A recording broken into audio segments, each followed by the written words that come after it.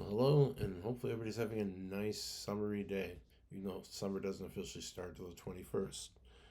Continuing on part 3 of my little video featuring, let me grab it so it's nice, attack the MiG 21. When we last left, it was fighting in the early Arab Israeli wars in the 60s and didn't fare well against the Mirage 3.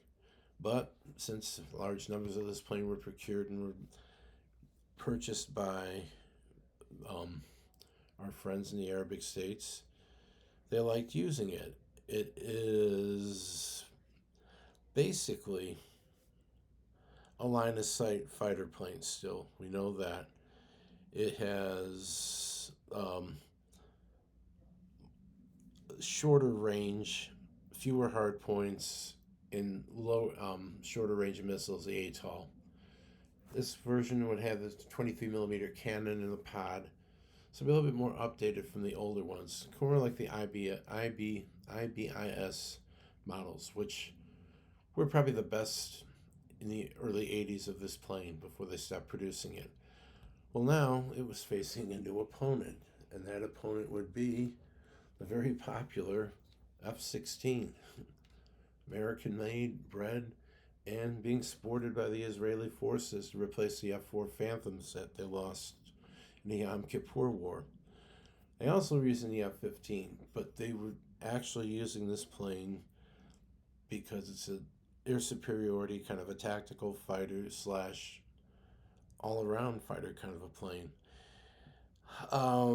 The F-16 had much larger payload. It had um, precision guided bombs, anti-ship missiles, long range beyond visual missiles, the A-20 ARAM. The Israelis also used on their version, I believe, the Python missile, which is probably represented by this gray one, would look like that. And the F 16 could carry very large drop tanks and carry much more internal fuel, and had, find it here, on this side here, the Vulcan gun, 6 barrel, 20 millimeter cannon. So this was a wicked plane to go up against. It had a much better radar, much better situational awareness. It was fly by wire. The control stick was on the side. It was like a video game platform. In fact, they had a flight simulator for this plane way back in the day, and I actually had it on one of my very early computers and learned to master getting this plane into the air. It's how user friendly they wanted it. And this is a much better plane from a pilot's perspective to use versus the MiG 21. It's easy to fly, it's capable of high sustained, high G maneuvers. The MiG 21 is very unforgiving and requires a highly skilled pilot to keep it from falling into dangerous flight patterns, which would cause it to fall out of the sky.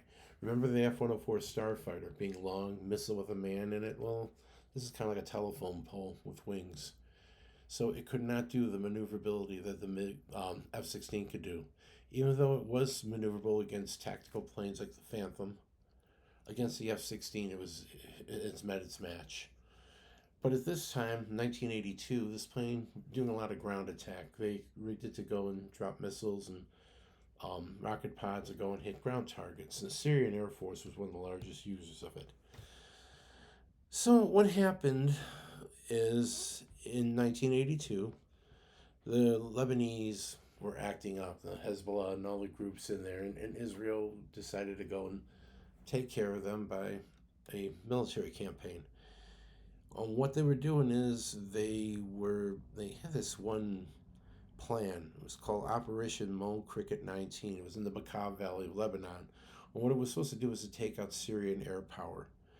So the F-16 A and Bs, this would be a later version, a C or D, but looks very similar,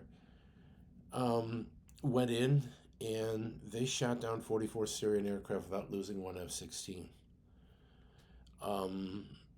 They were using early warning aircraft and electronic planes to keep the SAM missiles at base. So there were no SAM missiles going up to take the F-16s on. The F-16s were just basically picking what they wanted and destroying it.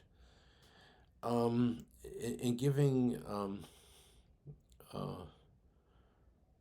situations that they had. The MiG-21s and MiG 23s, a lot of them were on the ground, and they were destroyed on the ground and didn't get up to go and fight. A few of them might have.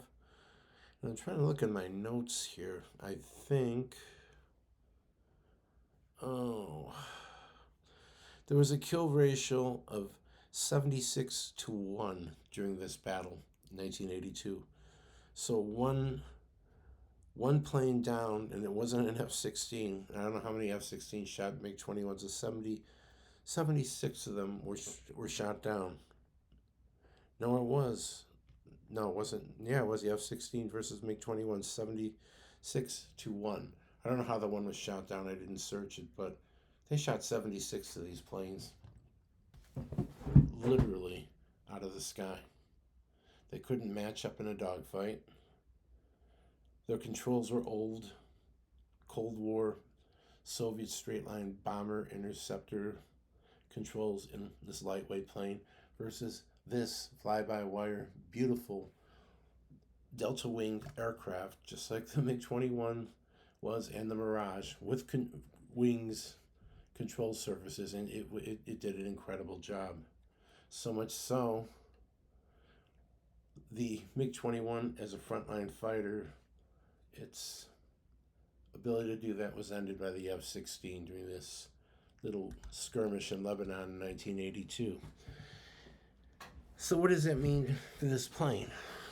Basically, when you put in the summation the whole thing that happened in Lebanon, in the Cold War in the 60s, this is an extremely advanced aircraft for shooting down U.S. bombers. That's what it was intended to do. And by sidebar, it could go and it could fight, but it wasn't designed to be a dogfighter. It was designed to shoot bombers down, as most Soviet planes were. And this was post-Korean War. The MiG-15, 17, 19 could fight, dogfight. The MiG-21 could, but its primary role was, as the F-104, was to intercept high-speed bombers and shoot them down.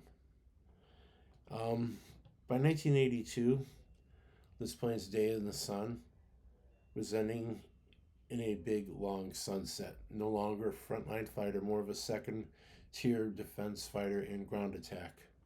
Superseded now, due to circumstances of combat, by the F-16. So now the F-16 is the plane of importance, and the MiG-21 is just a has-been, kind of. Sort of. India uses a lot of the MiG-21, and India did a program called the Bison program. It was taking the MiG-21 and upgrading it to current electronics and standards. It's got a Copo pulse Doppler radar. It could track multiple targets and do more than one target at a time. It's got an all-glass digital cockpit, multifunction display, heads-up, helmet mounted target following system, radar warning system. It uses modern Russian air-to-air missiles, including the BVK R-27 and the thrust vectoring R-73, which can go around and basically chase planes in mid-flight. And, like I said, a helmet-mounted HUD display. India had these, and they had a bunch of them. And in fact, supposedly one of these shot down a Pakistani F-16. I'm trying to find the date. I thought I scribbled that in my notes here.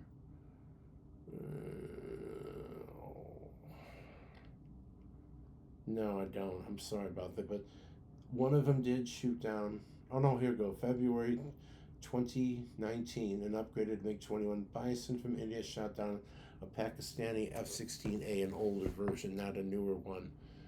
Using all the newer electronics and data links, this upgraded MiG-21 was able to shoot a Paki F-16 down. Big thing? Nah, maybe not. But as far numbers-wise, in modern battlefield capabilities and fighting abilities, the F-16 has superseded and basically made the MiG-21 a museum peace plane, which it kind of is now.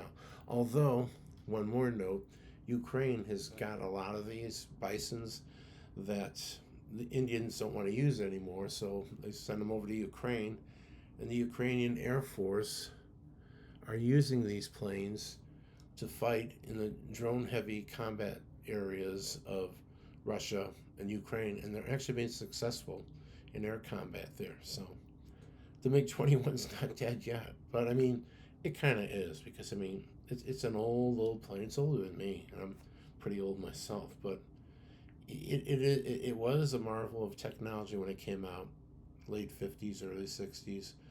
It was kind of an impressive plane. It was made out of decent materials, pretty well engineered, but it was engineered to do one thing: to shoot bombers down from long distance before they came real close. So beyond visual kind of interception. And eventually they got it to be where it wanted to be with the Bison project that the Indian Air Force did. But what you have now is this: a very beautiful, very historic, very nice plane. Thousands and thousands made. Many countries flew it. This one, like I said, an East German example. And if you find an interest for this plane, someone would like to build one, you don't want to deal with model glue and nasty stuff. Kobe does have this. It's 1/48 scale. There is no pilot figure, unfortunately, but it does give you the plumes on the end of this for the afterburner. And these are available. You could find them online. But like I said, I buy mine specifically whenever I can. Let me find my little book here from, oh, there it is. I buy mine from the Corner Toy Store. And they have an eBay site and webpage. Let me get to set this, you can see it. And I apologize, this one day has some fancy graphics and stuff, but I buy my Kobe's from these people. They're very good. The supplies are usually pretty good, and they're very reasonably priced, and you'd be very happy with it. So if you want to buy one, look up the Corner Toy Store. And like I said, this is a historical plane.